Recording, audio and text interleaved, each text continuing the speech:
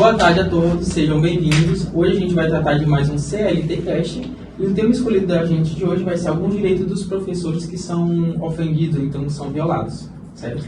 A gente é aluno do 4º ano, essa é a Silvana, e meu nome é Cássio Eduardo, e essa é a doutora Ângela.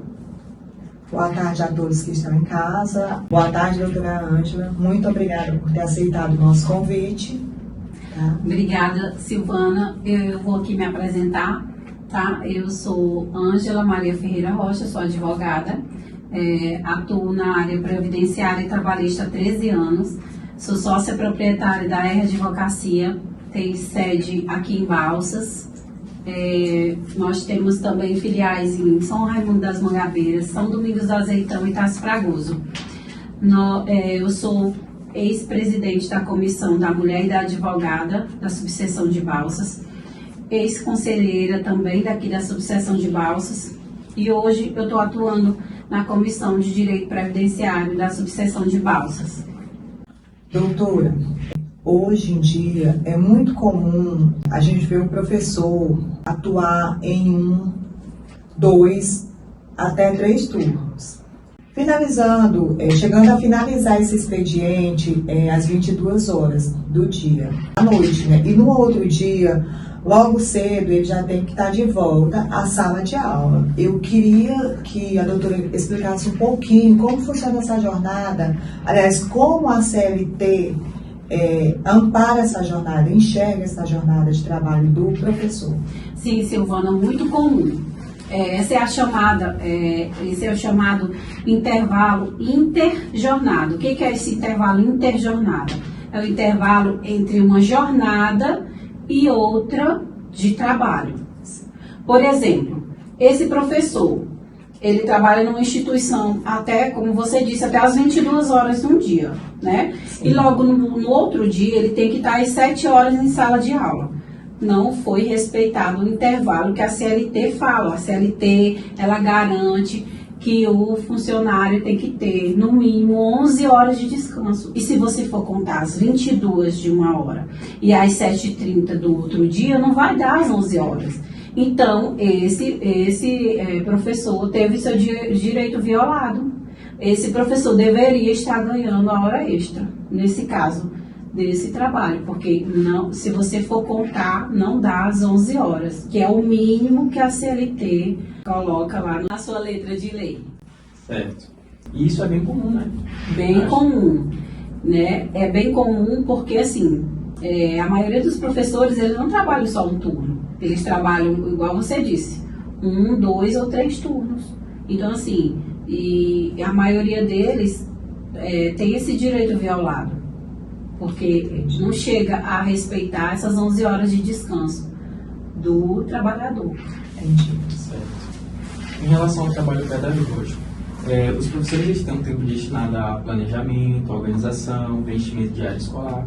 E como é que a CLT cuida dessa parte? Então, infelizmente, eu digo infelizmente porque assim, eu vejo pelo lado do professor, né? Infelizmente, no artigo 320 da CLT já fala lá que a remuneração do professor é para fazer isso, né? Da aula, hora-aula e tudo. Já deveria estar com essa preparação de aula, só que a gente sabe que o professor, ele vai para casa, passa o final de semana todo preenchendo diário, né? Hoje em dia não é mais aquela na mão, né? Mas é preenchendo diário no eletrônico, no computador, elaborando provas, elaborando trabalhos, corrigindo provas, fazendo relatórios. Então, assim, a gente sabe que isso deveria ser um trabalho também remunerado, porque não deixa de ser trabalho, né? Então, deveria ser remunerado. O mesmo vai se aplicar, então, aos trabalhos extras que ele tem que fazer. Exemplo, porque geralmente o pessoal que trabalha com ensino fundamental, então com ensino menor, tem que participar de eventos da escola, tem que participar de passeios, feira de ciência, geralmente é nos horários em que o professor não está trabalhando, só que aquilo conta como um serviço para ele. Então, Caisson, deveria inclusive receber como hora extra, né? Temos também o caso de vocês que estão no ensino superior. Daqui uns dias vocês têm a monografia, né? Eles têm que participar de banca, tudo isso é serviço extra. Isso não vem na folha de pagamento dele lá, é serviço extra, monografia, né?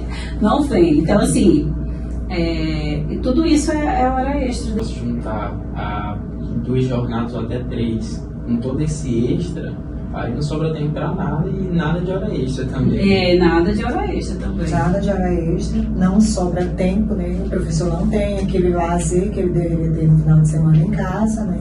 Isso. E nem aproveito nas aulas também, porque eu tenho certeza que pode entregar, mas tipo assim, ou você sacrifica você mesmo ou então as aulas, não tem como manter o Não curso. tem como, isso. Muito bem colocado, viu, Caio? Doutor, assim, pegando o engajamento dessa pergunta e já entrando em outra, em relação aos contratos.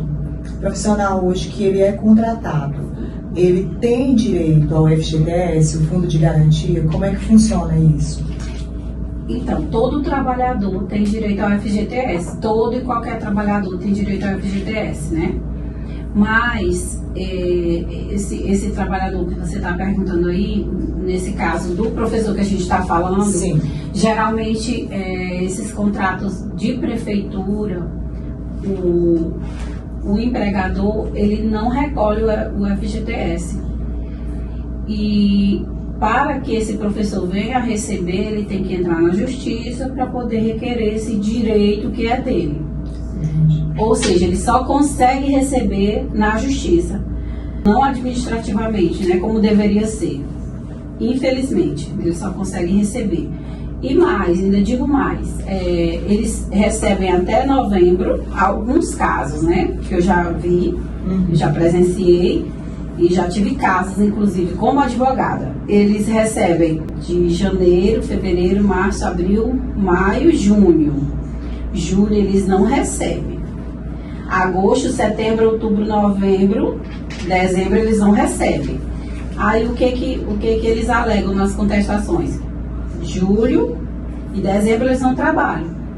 Como não trabalha o professor? O professor trabalha, gente. O professor aplica prova, faz prova final, o professor corrige prova, o professor faz tudo. Então, assim, até esse salário eles não querem pagar. Só que aí a gente já conseguiu reverter muitas decisões, a gente já conseguiu receber, inclusive, esse mês. Além do FGTS, esse mês que não era pago. A gente já pode uma pergunta, doutora? Sim.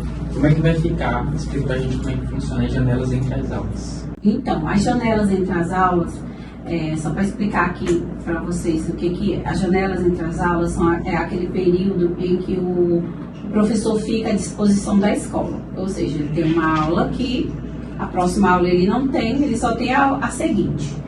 Aquela aula que ele não tem, ele vai ficar na escola, ou seja, ele não pode, né, ir para outra instituição da aula, né? Ele tem que ficar na escola, à disposição da escola. E ele não é remunerado, ele só recebe aquelas aulas que ele dá, né, a hora-aula. E que, como ele está à disposição da escola, ele deveria receber, né? Seria uma outra violação do direito do professor, que deveria ser bem mais zelado pelo nosso CLT, porque ele tem o professor, ele tem uma seção só para ele dentro da CLT, mas que não prestou atenção a essas pequenas miudezas, né? Infelizmente. Eu acredito que agora, depois desse trabalho da gente, dessa divulgação, com certeza alguns vão começar a procurar mais os seus direitos. A gente vai chegando então ao fim do CDCast, tá? E a gente quer agradecer a você por ter aceitado esse convite. Agradecemos também à professora Larissa pela oportunidade de levar o podcast. E você está livre para falar o que quiser agora, tá? Se quiser se despedir, quiser agradecer alguém. A gente agradece, viu, doutora Ângela? Muito obrigada por ter aceitado o nosso convite. Obrigada, Silvana, pelo convite, Caisson, Sabrina. E obrigada também à professora Larissa, doutora Larissa, pela ideia. Foi muito legal o CLTcast, muito inovador. E obrigada a todos os envolvidos, tá? Obrigada. Obrigada, doutora. Até mais. Até a próxima. Até mais.